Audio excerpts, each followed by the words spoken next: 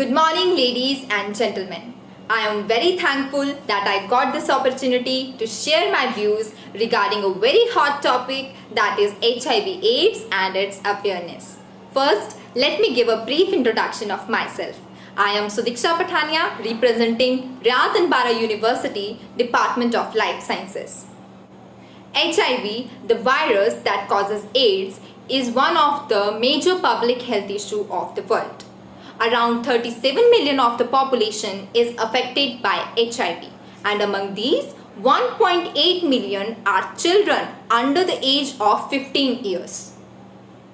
HIV has been triggering fear and panic among the people since the early decades of the 20th century.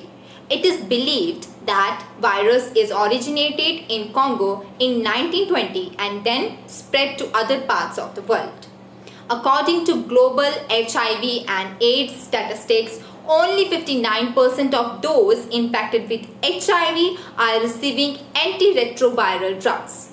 A person who has been diagnosed HIV positive and is not receiving antiretroviral treatment will find himself very difficult to recover even from a minor injury or sickness.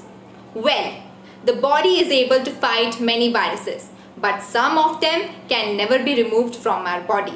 And HIV is one such virus which can never be removed from human body.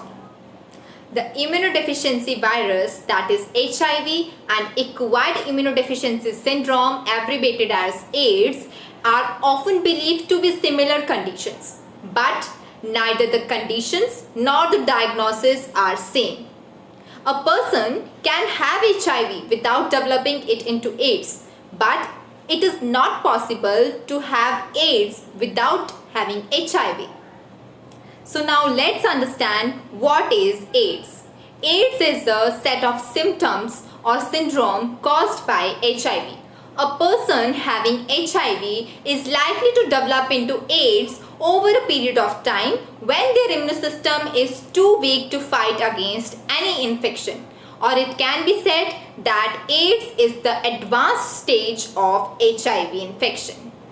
HIV is transmitted from a person to person through body fluids, which includes blood, semen, vaginal secretions, anal fluids, and breast milk.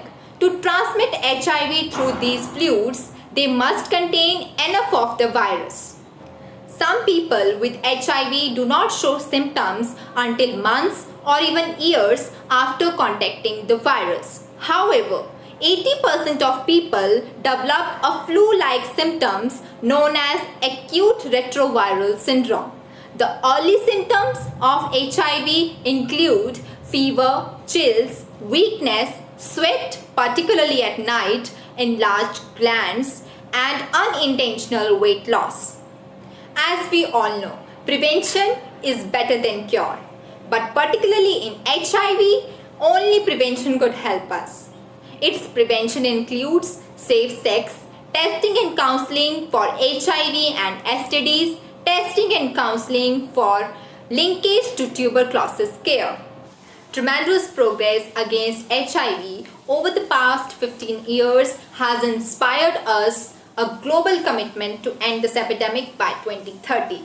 To achieve this, all the countries need to review their harm reduction policies time to time, and when it comes to HIV/AIDS, it has to be more focused and targeted, where all the stakeholders need to come together.